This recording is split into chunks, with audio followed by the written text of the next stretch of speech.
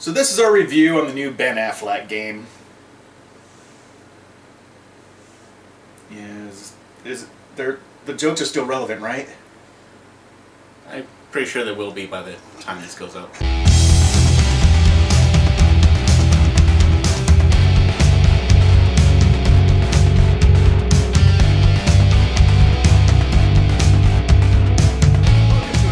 Of It's Those Guys Game Reviews. I'm Silveranato, and we have special guest Chuck Roland. for the fourth. It's been more than that, hasn't it? This is the fourth Batman review. Because we did the Arkham City, right? No, we did Arkham City. Yeah, Arkham Asylum, we did that. No, we never did Arkham Asylum. I thought we did Arkham Asylum. No. Oh, okay, so never mind. This is third. So Arkham City, the Harley Quinn. Yeah, that was add-on, and then now this one. The third one. Origins. Yeah, I know you made more than 4 appearances on the show. Oh yeah, no, more than 4 appearances. I'm talking about in the Batman. Oh, yeah. Anyway, today we are doing Batman Arkham Origins. I forgot the name of the title already. You got it right. 4. Alright, let's see. We got PS3, Xbox 360, Nintendo Wii U, PC, and there's 2 like offshoot side stories on the PS Vita and DS, but I really don't think anybody gives a crap about those. And also a mobile. There's a mobile version. There is? Yeah. I wonder if it's like the Injustice one, which was like... I think so. Was it iOS? iOS, yeah. iOS. The Injustice one was, it was weird. It was like a card game tap screen. I got this one level I couldn't pass and I stopped playing. So, anyway. Arkham Origins is the 3rd game in the Batman Arkham series, and a prequel to the first 2 games. The story follows as Bruce Wayne has returned to Gotham City 2 years prior and started his career as Batman. Strange how the city never makes that connection. Batman himself at this time is still just a rumor, and the police don't trust him and lump him in with the very criminals he fights. On Christmas Eve, a very pissed off Black Mask puts out a $50 million hit on Batman, and 8 villains take to the streets to find and kill the Batman. And on the 8th day of Christmas, someone gave to me 8 crazy assassins. That's all I got. Gameplay hasn't changed from the previous games at all. This in itself isn't really a problem, as the battle system was pretty good in the last 2 games. Once again, Batman can take on multiple combatants at once while dodging and countering your heart away. As long as you hit the buttons on time. They added a new enemy, the martial arts guy. Basically, you know that guy? Was that one of was it one of Bane's guys, or? He wasn't one of Bane's guys. I mean, he was in different groups of enemies you fought, but he'd appear on a small. He was like, I don't think you could really attack him head on. You could only block him most of the time. You have to do the evade and then hit him from behind. No, that was the shocker. The shock. I hate those guys. They're like, yeah, like, get the fuck out of here. This is the same as Arkham City. They're the same. Yeah, I hate those guys. But yeah, like the martial arts guy was a new one, and they had more. They had like mini Banes. Like, I don't know what to call them. Oh yeah, they weren't Banes, but they were one of his henchmen that were also up on the Venom juice. What I really hated about those guys, actually, it was the same with like the Bane fights too. Is like when they're doing the dodge, they're running towards you and you have to dodge. I would dodge them, but the motherfucker would actually like just turn and follow and hit me anyway. I'm like, well, what's the point of telling me to dodge? That's why you got to keep hitting the X and moving. But around. I did. I kept jumping out of the way. And no matter what I did, somehow he would turn. I don't know, maybe it was just me, but I felt like he was like, even though I dodged him, he was still able to get me somehow. And it's like, I got out of the way. I did what the game told me. So he doesn't run into the wall and then after you, he just makes... Yeah, I get out of the way and suddenly he's just like, it's like... Oh, he's just following you. Rubber banded to me and I'm like, wait a minute. I think it depends on how fast you evade or if he sees you. And if they... I was like pretty far away, but like when they grab you this time, they either like hold you down while other people beat on you. I don't think they had that in the other 2 that I remember. No, but they hold you up, but you have to like tap X to escape. Or sometimes they try to ram you into the wall, but you can like hit the X button, B button, whatever it is on the other consoles to you can actually get out of it and either like throw them down while doing it, or you just get out of it. So a couple of slight changes, but nothing major, but you'll notice them. Detective mode and crime scene investigations return, although this time there seems to be more substance to the crime scene reviews, even if they are taken right from a TV show. You can review and play back various parts of the scene to look for clues to help you figure out what happened. A lot of these on these detective modes, when you're investing crime scenes, they got really elaborate with this one as compared to the other ones. You have to go backwards and forwards in order to find new clues to investigate. If you watch CSI, you know what you're looking at here. But the only thing about that is like they always have like a little red triangle right where you need to look anyway. So yeah, I mean there are occasions where you really have to like play it back and it doesn't show it. But usually they show a red line. But they'll find some way to let you know where to look next. Once again, you level up as you play the game, unlocking experience points as you fight enemies and figure out puzzles. In doing so, you can unlock many abilities such as upgrading your armor, gadgets, and their uses. Usually with this level up, it's more harder to level up before you finish the main story as opposed to the other two games. Usually I can level up full by the time I finish the main story. But with this one, even though you collect the data packs, certain random fights, actual fights that lead through the story and side missions, even when you go into the Batcave and you talk to Alfred, you get points for it. Yeah, but some of the stuff, they have to be unlocked as you get past certain side missions, but even then, like, even if it's unlocked, it's not available until you do like certain tasks that then you can actually. There are a couple things that already unlocked from the beginning. You had to like unlock like later in the game in the other two games, but in this one, like when you're swinging and do the zip line, yeah, that's automatic. You have that since the beginning of the game. What I found really interesting, and I know they hadn't pushed to in the last two games, and I didn't think much of it, but I found it's a really useful tool. So I did in this one is like when you do the 3 batarangs at once. Yeah, it's when I watched somebody do a Let's Play of like Batman Arkham Asylum once, and I'm like, why didn't I think of that? So yeah, multiple batarangs can be your friend. And also in detective mode, usually with the other games, there's certain things you got to look at and then like click detective mode really fast, and then that captures certain items and whatnot, and it goes into your data. With this one, the only thing that they have are anarchy symbols and plaques of, was it the an architect? Pickney?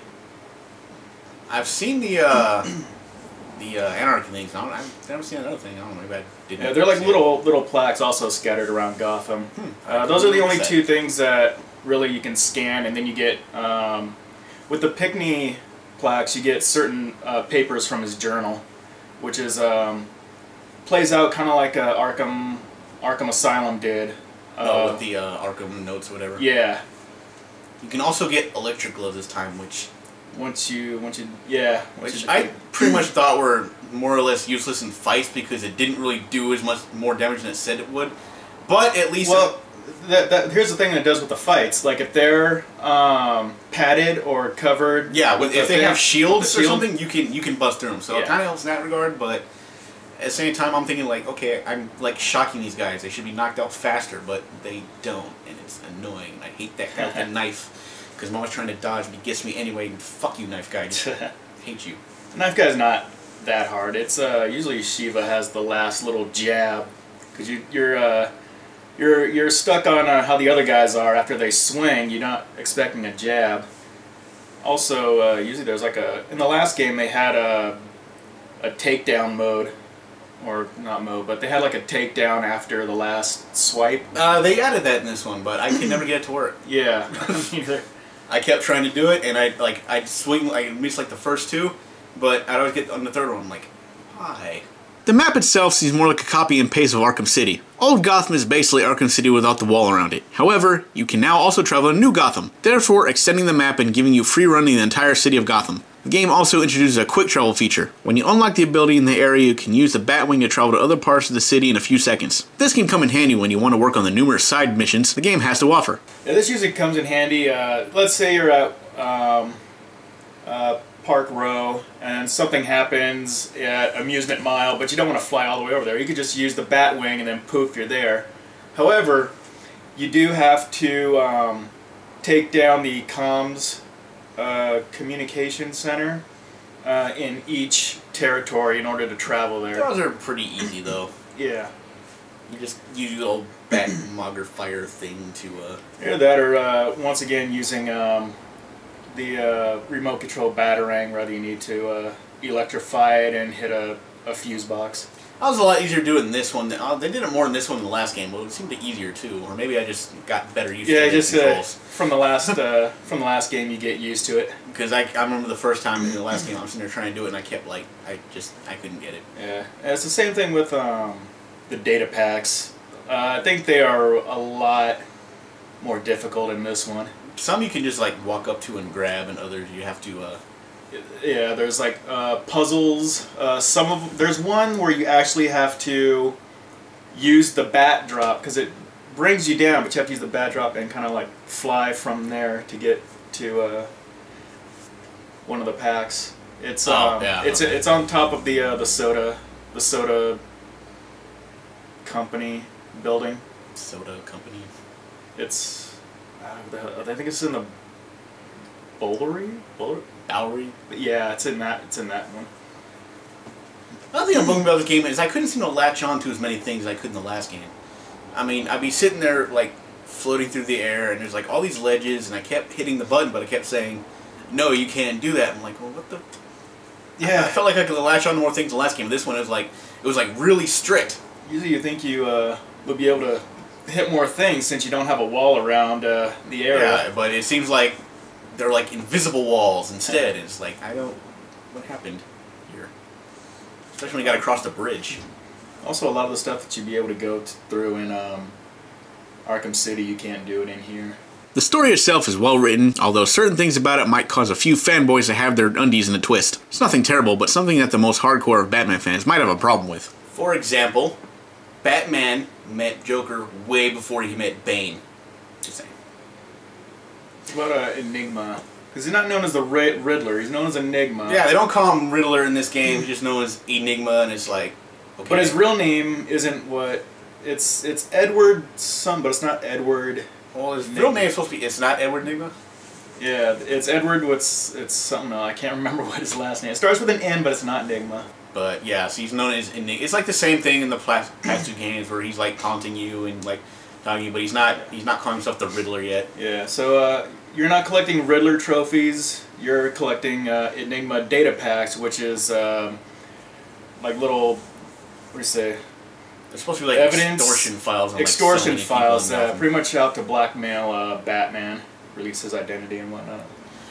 And yeah, so he's not, and there's like, when you see him, he's like a normal person. He doesn't have any, he's like wearing normal clothes or whatever. It's weird, yeah, so. It's like a computer nerd. Yeah, this is like just the beginning of Batman anyway, but... voice acting I thought was alright too. Yeah, you know, it's just that... He actually sounded like the guy, the Batman, he sounded like the guy previous. Well, that's the thing that kind of bugged me, because sometimes he sounded like he's trying to be Kevin Conroy. Yeah. And other times he sounded like he's trying to be Christian Bale. When he's yelling, he's trying to be Christian Bale. When he's talking normal, he's trying to be Conroy. But they're like, when he's or like... Conley.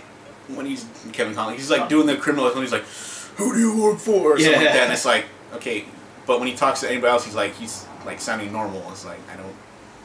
The Joker was a good job, too. Oh yeah, he did pretty good, although he seemed kind of... the design seemed kind of weird to me in this game. I don't know, I enjoyed it. The Penguin sound a lot better, more of a Cockney accent, how he's supposed to have, rather than the Australian accent he had in the previous game. He's, well, he's still voiced by Nolan North. I don't know if he's Australian or not, but... well, he did a better job in this one than in the other one. Arkham Origins is indeed a fun game, but you get the feeling that you've already done this before and at times seems more like an extension of Arkham City than an actual sequel, or prequel, whatever. It's going to take care of your Batman game fix, but also make you wonder if maybe the series should take a break. With this game, yeah, it's like you're doing Arkham City again, but it's still fun. I mean, I had a good time with it. Yeah. I'm not gonna lie. I mean, it's still pretty fresh even after 3 games.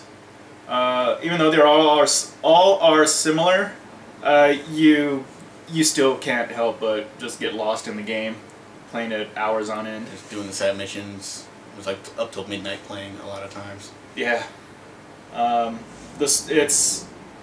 think this one the story's a little more darker than the other ones. So I like the game. I mean, I can see its flaws too. I'm not as like not as harsh on it as others are. They're like just completely like crapping on this game. I thought it was alright. It was decent. I had fun with it. I would go ahead and give it a B-. I just think it, like I said, I think the series might need a break, and maybe we should, like, I would like Rocksteady to maybe try a Superman game or something.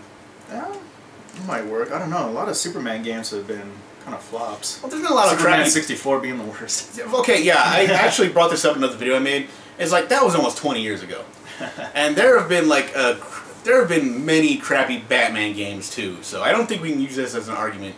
Because there's been some shitty Batman games, too. There have been good ones, there have been bad ones. And we still got this series, which is excellent. Yeah, I mean, I had fun. The story was pretty solid. It kept me up countless hours playing. I'm actually still finishing up the side missions. The only thing, you know, it didn't have Poison Ivy in it. That's one of my favorite female villains. Yeah, I guess she wasn't around either. This takes place like 5 years before Arkham Asylum too, so. Huh. Yeah, and then Harley Quinn is still Harleen Quinzel, psychiatrist. Although you can kind of tell when she's turning, because when you go to save her, she's like, you know, until she hates you. Yeah. It's like you saved her, and she's like, oh, this guy. Like, already? Jeez, that was quick. Calendar Man had like a really bit part in the beginning of the story, and then nothing else after that. But they still flash him as like a kind of a main character. So all in all, yeah, still a pretty good game. Yeah, definitely you should try it out. Don't matter what system you get it for, it's all pretty much in. And also my rating, yeah. Solid A. Still fucking awesome. It's Batman, come on. And should they give it a rest? I can go for another one. Or a Green Lantern game. Yeah, like that's not based on the movie. Yeah, with its crappy camera angles. Yeah, so that'll be good. There's like a couple of different ones they can do. I don't know how they would do the Flash. I mean, it'd be like unless they just made it into like a Justice League. Justice League game's pretty cool too. Like I remember there was a fighting game with Justice League, but that makes no sense. Yeah, Injustice was like the same thing. Even though it had a good story, but there needs to be not a fighting game, but an actual RPG of the Justice League. All right, I mean, with when they did Injustice, that was a pretty good game. They so obviously it's not like WB doesn't have license to any of their characters. I mean, they had Superman in it. They had all the other characters. There's no reason there can't be like a Superman game or a Green Lantern or whatever. Yeah. So anyway, this has been another episode of incredibly long, but somewhat it's those guys review. So this is gonna be a bitch to edit, but whatever. Well, it's not as many hiccups when we try to film Burger Joint when we got like a cat outside or the ceiling fans like being all like clicking. It's like dogs. Yeah, no, they're all quiet now. We're trying to film Burger Joint and all of a sudden like it's weird. All right, we'll see you guys next time.